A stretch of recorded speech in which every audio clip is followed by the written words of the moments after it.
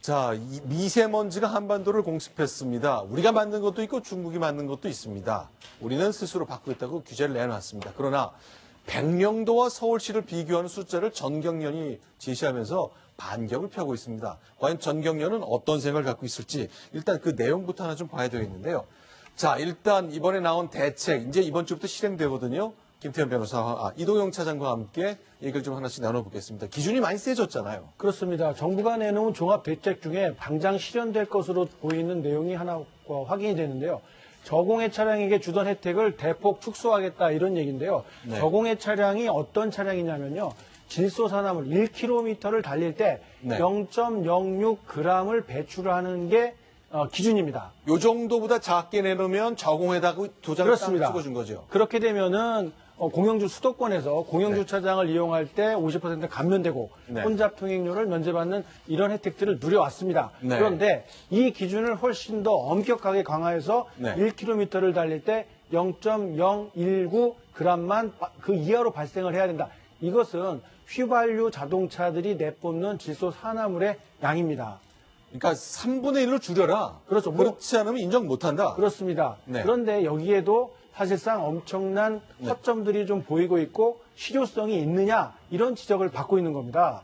어떤 이유에서냐면요. 네. 현재 기준에도 충족하지 못하는 경유차가 거의 대부분이라는 문제점이 확인이 되고 있습니다.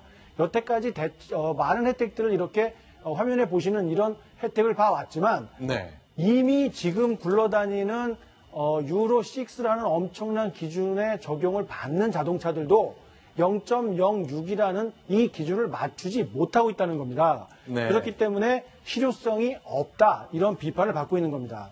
옛날부터 굴러다니는 차는 뭐 이미 사신 소비자들이 있기 때문에 다 인정을 해주지만 새로 사는 차는 인정 못하겠다는 건데 기준이 강화됐기 그렇죠. 때문에 안 하고 있었던 거 아니에요? 기존에 지금 인정을 받는 차들은 네. 강화된 기준을 충족하지 못합니다. 그런데도 불구하고 어쨌든 정부를 믿고 샀던 분들이니까 그 혜택은 그대로 주겠다.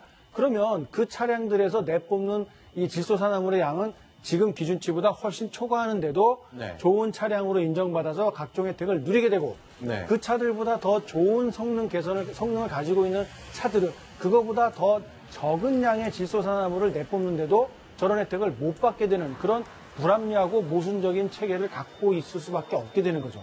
자, 그런데 오늘 이제 전경련이 어제 내놓은 거죠. 굉장히 흥미로운 숫자를 내놨습니다.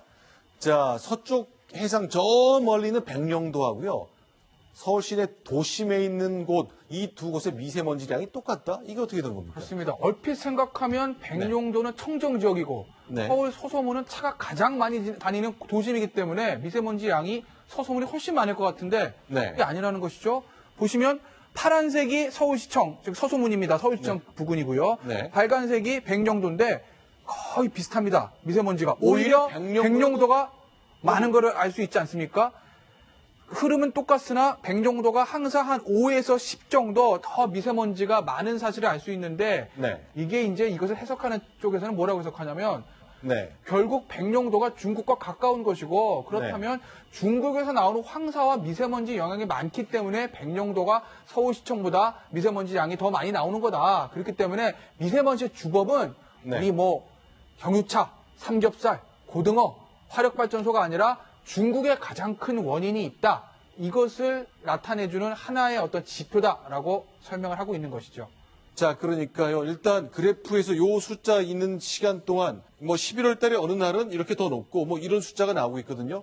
화면에 보셨지만 서울 도심과 자, 백령도의 미세먼지 양이 같고 거의 비슷하게 움직이고 떨어질 땐 같이 떨어지고 오를 땐 같이 올랐다.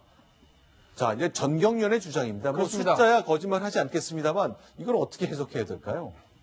그러니까 그 부분에 대해서 정경련의 얘기는 백령도가 중국에 더 가깝기 때문에 미세먼지의 원인이 우리 내부적인 원인보다 중국의 영향이 많다. 그것을 주장하기 위해서 내건 지표가 아까 그 통계표고요. 지금 보시면 실제로 보면 감사원 자료도 감사원이 다 따져보니까 중국이 제일 큰데 외국, 나라 밖 영향이 53%인 건 맞잖아요. 예, 중국의 영향이 가장 큰 건 맞습니다. 그리고 수도권 자체 발생이 그다음 퍼센트인데 지금 환경부가 얘기하고 있는 건 네. 중국의 원인이 크다라는 것을 부정하는 것은 아니지만 네. 중국의 미세먼지를 줄이는데 우리나라도 지금 현재 딱히 할 수 있는 게 없으니 그래서 외교적인 문제도 있고 중국이 아무리 강요를 해도 안 따라오면 어쩔 수 없는 거 아니겠습니까? 그러니 그거는 그거대로 두고 일단 내부적으로 우리가 할 수 있는 데서는 줄여보자라는 것이 환경부의 어떤 대책의 일환이라고 보시면 될 겁니다. 지금 화면을 보시는 이 중국은요. 중국 참 쉽지 않겠네요. 저렇게 뿌연 날이 연일 계속되고 있고 아주 각별한 대책을 세울 때만 잠깐 파란 하늘을 보게 되는데 어쨌건 중국발 먼지에 대한 요구 때문에 이렇습니다. 이게요. 그러니까 이동영 차장 이런 선택의 문제가 있는 거죠. 만약에 미세먼지가 걱정이 된다면 값비싼 천연가스를 쓰는 발전소를 돌려야 된다. 그렇죠. 그러려면 전기값이 오르게 되잖아요. 그렇습니다. 그럼 대기업들은 공장 돌리는데 전기값을 훨씬 더 많이 내야 되는 거죠. 그렇죠. 시설 기준을 개선해야 되기 때문에 전력에 대한 부분만 봐도 그렇고요. 공장에서도 미세먼지 배출을 하면 안 되는 공장들이 상당히 많이 적용을 받게 될 겁니다. 그렇게 되면은 설비 투자를 더 많이 해야 되고 제품값이 올라야 되고 거기에 필요한 전문 기술 인력을 고용해야 될지도 모릅니다. 네. 이렇게 환경 개선을 조금이나 한 부분에만 하려고 하더라도 산업계 전반에 미치는 영향이 막대하기 때문에 정경련 입장에서는 이렇게 미세먼지가 위협적으로 다가오고 있는데 가장 큰 부분은 누가 뭐라고 해도 중국 부분이다. 그런데 왜 산업 부분에만 이렇게 강력한 규제를 내놓으려고 하느냐라는 이야기를 애둘러서 과학적인 근거를 내놓고 있는 것 같습니다. 여기 베이징 맞죠? 베이징 것 같네요. 네. 저 베이징 저 경험해 보셨죠? 네. 저는 뭐 여러 번 경험해 봤는데 저기뿐만 아니라 심양에 들어가 보면 네. 그 독특한 냄새 있습니다. 저기는 화력 발전소를 되게 석탄으로 하거든요. 내륙에서. 네. 그래서 그 냄새하고 자동차 배기가스 타랑 안 한 것도 많고 디젤이 많아가지고 독특한 싸한 냄새. 우리 아기 때 우리 어릴 때 왜 차에서 배기가스 나오면 냄새 좋다고 뛰어다니는 그런 냄새 나거든요. 네. 그렇게 저기 매연이 많은 데다가 문제는 중국이 다녀보시면 아시겠지만 비가 안 옵니다. 네. 비가 안 오고 건조한 지대가 많아가지고 네. 아까도 그 그래프를 보게 되면 봄철에 이렇게 많이 한국 수치가 높아지고 여름엔 우리도 비가 이렇게 떨어지는 건데 그래서 이제 황사와 더불어 저게 날아오는 건데 저거는 중국 영향이 매우 큽니다. 네. 예, 중국 정부에 따르면요, 앞으로 향후 5년 동안 304조 원의 예산을 투입해서 이 대기질 개선, 특히 미세먼지도 잡는 그런 대책을 추진해 나간다고 합니다. 네. 그리고 조만간 한중 정부가 이렇게 환경 관계 회의를 부산에서 개최하게 되는데요. 네. 이때도 그동안에는 탄소 배출권이나 기후변화 협약 이런 내용들에 대한 협력 방안을 논의했지만 이번에는 주된 의제가 미세먼지를 양국이 어떻게 공동으로 줄여 나갈 것이냐 네. 이게 의제가 될 거라고 합니다. 자, 그러니까 한중일 3국의 환경장관 회담이 있거든요. 그런데 이제 일본 역시 중국의 미세먼지 영향을 받아서 어느 정도 목소리를 내지만 중국이 완전히 깔아뭉갠다. 아니, 우리가 더 죽겠다. 잘 안다. 미세먼지 우리 국민 죽겠으니 우리가 좀 빨리 없애려 한다. 그러니 일본 조용해라. 이런 식의 대응이 있다는 게 우리 정부의 설명이에요. 우리는 이제 북한에 대한 관계 때문에 좀 신경을 써서 그런지 크게 목소리를 못 낸다고 설명 들었는데 자, 안보와 엮여 있기 때문에 쉽게 그 관계가 바뀌기 어려운 것 같아요. 중국도 스트레스를 받을 겁니다. 지난 4월 22일이 지구의 날이었는데요. 그때 네. 파리에서 한 170여 개국이 모여서 네. 파리 신기후 협약을 서명을 했습니다. 이 협정의 가장 큰 특징은 과거 교토 의정서에서는 37개 선진국만 네. 그걸 줄이게 했는데 이번에는 개도국까지 중국 포함됐습니다. 우리도 포함됐고 다 줄이도록 2030년까지 떨어뜨리도록 돼 있기 때문에 네. 그렇게 되면 중국은 산업 체제를 전면적으로 개편하지 않으면 안 될 겁니다. 중국이 아마 스트레스를 매우 많이 받을 거니까 네. 우리 외교부는 기죽지 말고 네. 어차피 니네 줄이기로 했고 저렇게 되면 베이징 사람들이 받는 그 환경 오염 스트레스가 굉장히 많거든요. 그래서 중국 네. 사람들이 자꾸 제주도에 오는 게 공기 좋아서 오는 겁니다.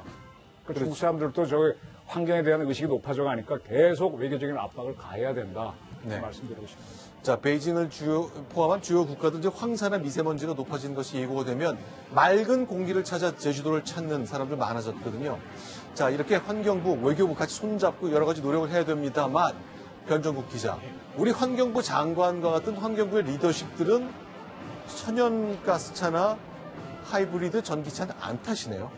예, 정부가 친환경 자동차 이야기를 하고 있는데 친환경 환경을 앞장서서 개선시켜야 될 수장들은 참 아이러니한 행동을 하고 있습니다. 네. 화면에서 보시는 것처럼 윤석열 환경부 장관은 3800cc 에쿠스 대형 세단을 타고 있고요. 네. 그 다음에 우리 차관님, 그 정현만 차관께서는 유성규 환경부 장관이 퇴근한 차량인데 에쿠스 3800cc가 3800cc 죠. 맞군요. 예, 정현만 차관 같은 경우는 K9, 네. 그것도 3300cc입니다. 네. 이 두 차량은 환경부 권고 기준의 2배가 넘는 탄소를 배출하고 있는데 네. 더 문제인 것은 네. 두 분이 네. 차량을 바꿀 수 있는 기회가 있었습니다.